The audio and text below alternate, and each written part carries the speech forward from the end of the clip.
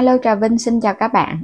Hôm nay thì mình chia sẻ cái công thức làm bánh bò theo kiểu truyền thống, làm với cơm rượu. Thì cái cách làm này mình thấy bánh mình để cả ngày vẫn mềm ngon luôn.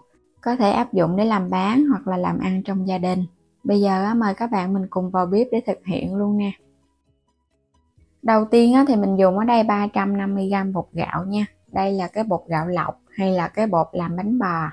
Cái bột này thì các bạn làm cái bánh nó sẽ dai và nó thơm, nó không có bị hôi mùi bột.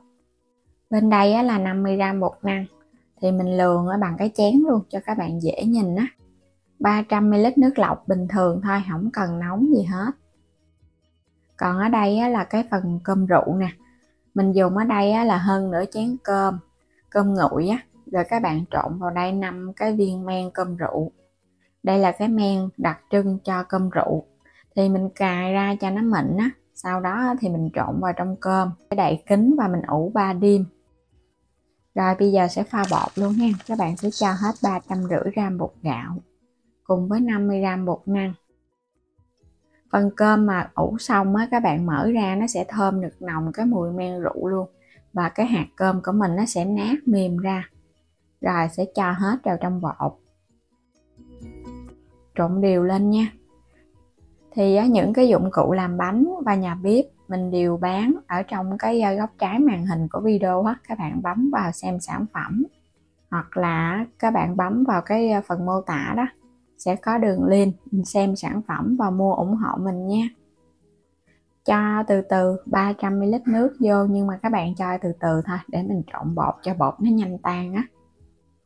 Cái phần nhồi bột này là nó sẽ hơi đặc một chút, nên là các bạn cho nước vô từ từ và mình chịu khó mình nhồi. Rửa tay cho sạch, nhồi bằng tay cho nó nhanh ha. Các bạn cho hết vô luôn. Bột của mình nó hút nước cũng nhiều, cho nên nó là cho hết một chén dung 300ml nước. Nhồi đều lên. Thì cái bước nhồi vậy thì mình nhồi khoảng 15 phút cho đến 20 phút vậy đó. Nhồi càng lâu thì bột của mình nó càng nhiều rễ tre, nó xốp, và một chút nữa các bạn ủ nó cũng nhanh hơn á. Bánh bò rễ tre thì mình hơi cực chút xíu là cái khâu nhồi bột. Nhồi kỹ thì bánh nó mới ngon. Các bạn cứ nhồi từ từ, nếu như mỏi tay thì mình bỏ ra, mình ngưng chút rồi nhồi tiếp.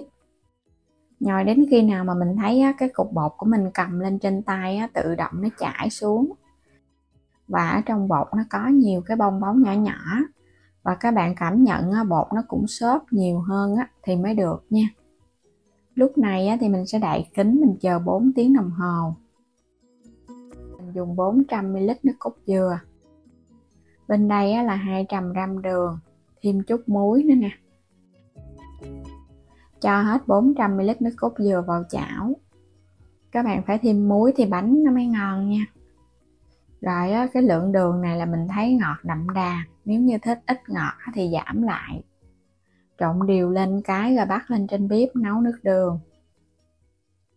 Mình nấu cho đường nó tan ra, cái hỗn hợp nước cốt dừa nó sôi lên. Lúc này là được rồi nha, nó tan đường hết rồi đó. Các bạn tắt bếp rồi mình để ở đây cho nó nguội. Bột này là mình phơi nắng 4 tiếng đồng hồ, thì mình thấy bột nó nở lên gấp đôi. Và cái phần bột rất là xốp luôn.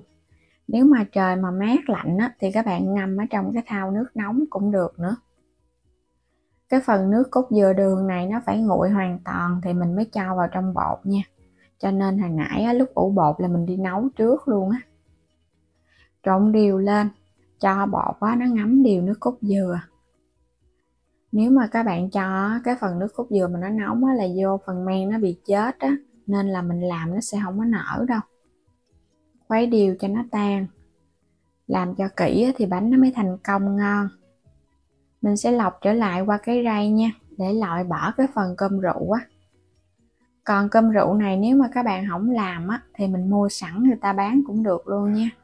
Cơm rượu nếp hay là cơm rượu rạo gì cũng được luôn. Loại nào cũng được hết.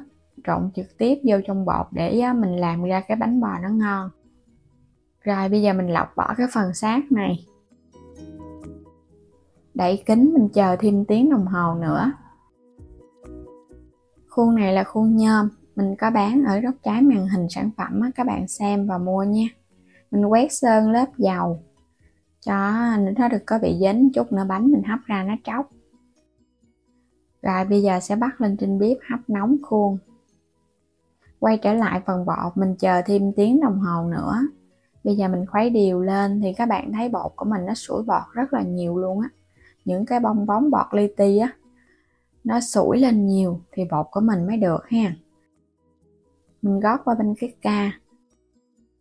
Khi mà nước trong nồi sôi, cái khuôn nó cũng nóng, các bạn sẽ gót vô cho nó đầy khuôn. Nhớ là mình phải bắt sẵn nước sôi. Bánh bò là mình phải làm kỹ một chút nó mới nở ngon, nó không chai. Đậy kín và mình hấp lửa lớn trong vòng 8 phút nha.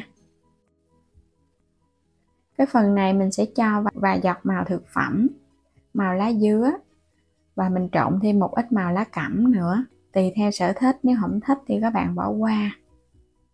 Mình hấp đủ thời gian thì mình mở nắp nhẹ ra, cho bánh nó không có bị sốc nhiệt.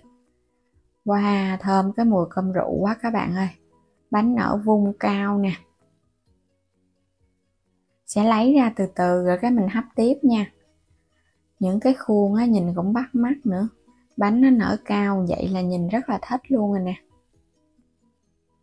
Còn đây là cái khuôn silicon chịu nhiệt. Khuôn này thì mình không có cần phải hấp nóng mà mình cho bột trực tiếp vô luôn vì nó chống dính á. Lớp màu lá cẩm nè. Các bạn cũng gót cho nó đầy khuôn luôn ha. Rồi cái màu lá dứa. Cái phần màu này thì mình cho ít hơn cái lớp bột màu trắng.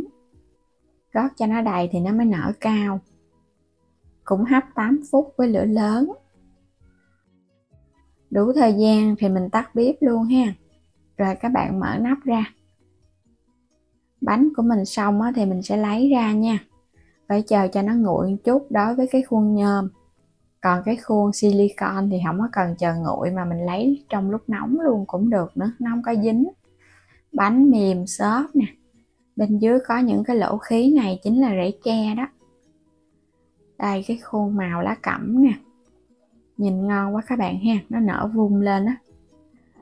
Có cái cánh hoa nữa. Mình thấy khuôn này làm cũng tiện lắm, bánh cũng nở. Chứ nó không phải là nó bị chai đâu. Mà mình lấy trong lúc nóng cũng dễ nữa. Những cái bánh bò mà mình cầm lên nó mềm và nó xốp á, thì bánh để nguội nó mới ngon. Đó, nhìn ngon quá nè. Ở bên dưới nó nứt ra luôn á. Bánh có độ dai và độ mềm. Mình có pha thêm một ít bột năng để tạo độ dai cho bánh. Đó, các bạn thấy rễ tre xung quanh bánh dày đặc luôn. Bánh trắng tinh nè, không có bị vàng. Có màu sắc chút xíu thì nhìn hấp dẫn con mắt hơn. Còn nếu không thích thì các bạn làm hoàn toàn bằng màu trắng cũng được. Đó, nhìn rễ tre nó trong veo luôn. Mình có pha nước cốt dừa đặc á, cho nên là cái bánh của mình nó béo và cầm lên nó bóng tay lắm. Còn các bạn không thích nước cốt dừa béo thì mình làm bằng nước dừa tươi cũng ngon nữa. Rễ tre là nhìn thấy rất là thích rồi. Bánh bò, một trong những món bánh dân gian quen thuộc mà mình thấy ai ai cũng rất là thích ăn. Vừa thơm cái mùi men cơm rượu mà vừa tốt cho sức khỏe đường tiêu hóa nữa. Bây giờ thì mình chúc các bạn ngon miệng với món bánh bò truyền thống này nha. Đừng quên đăng ký kênh Alo Trà Vinh và Alo Trà Vinh 2 ủng hộ mình. Xin chào tạm biệt, hẹn gặp lại các bạn ở những video tiếp theo.